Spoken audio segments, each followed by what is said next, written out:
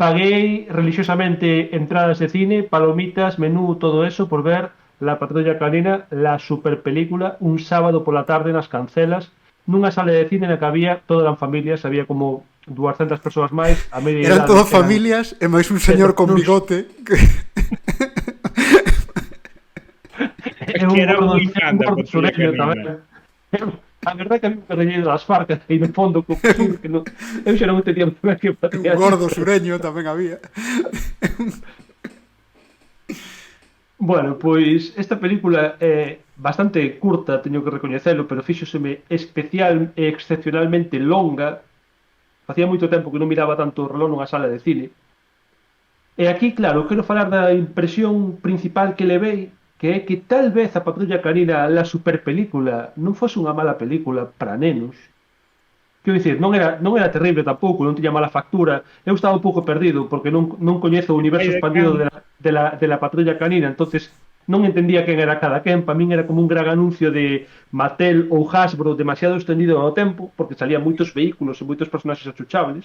Non controlas o lore da No, Patrulla no, no, Canina. no, cero lore de Patrulla Canina, entonces dicía, bueno, Ah, supoño que hai cans e unha patrulla e hai un can policía, eso é todo o non, que eu non sabía da viches Patrulla as Canina. precuelas, entón claro, non... No, no, no, no, no, nada.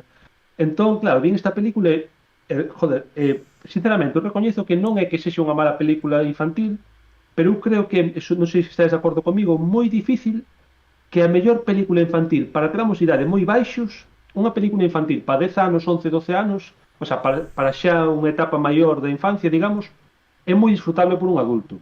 Está a historia Mm, petada de exemplos, a mitad de Disney é así, todo Toy Pixar. Story, Pixar, claro.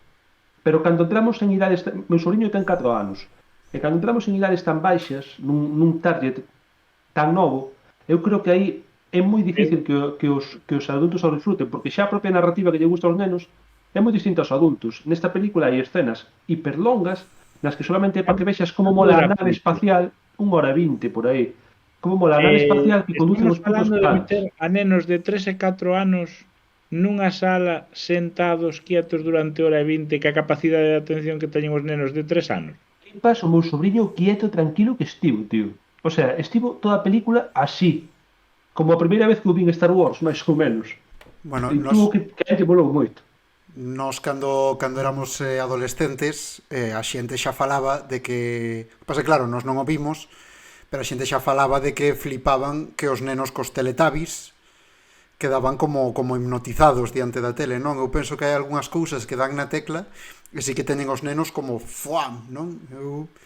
Será polos colores e O- Eu os penso que colores sí. e o achuchismo. O Pero sea, a min hai son moitos todo. nenos que se me quedan mirando tamén porque teño a cara redonda. Pois mira, Pois igual. Pero non, probablemente non creo que confían en estén ti. durante 1 hora e media mirando para a cara de Paco, me entendes? Bueno, quen A sabe, ver, igual pero, aí... pero ter unha cara agradable pos nenos tamén é importante. O meu sobrinho pequeno, o irmán do sobrinho co que fun ao cine, chora cada vez que me ve. Entonces, bueno, pues sinto un pouco frustrado como ti. Entón, me imagino que ter unha cara que aos nenos lles resulta agradable, pois tamén é importante. Mm. E nada, esa é un pouco a reflexión Cal que foi o quería teu facer. can favorito? Como can favorito? Sí. A ver, como quedei dormido varias veces, non prometo que non quedei dormido mentre era adulto responsable dun neno, prometo moi alto, pero bueno, como quedei en somnolencia varias veces, a ver, creo que a película máis importante era Sky, que era unha cadela rosa que se sentía moi triste porque era a única que non conseguía superpoderes. Pois esa é a miña favorita porque eu tamén sería o Estásme pringao que non ten dicindo, superpoderes.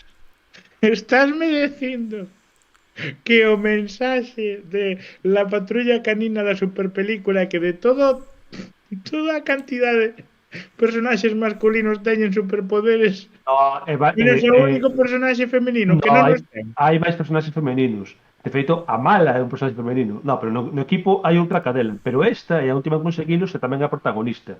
Porque, a ver, a película en sí, a idea é moi Marvel. Chega un meteorito, unha supervillana atrae pa Terra para conseguir enerxía, é destruído, e os fragmentos do meteorito, que son como diamantes, os xemas, as xemas do infinito, caen onde está a patrulla canina, e toda a patrulla canina consigue unha, e os poderes son todos copiados de Marvel e DC.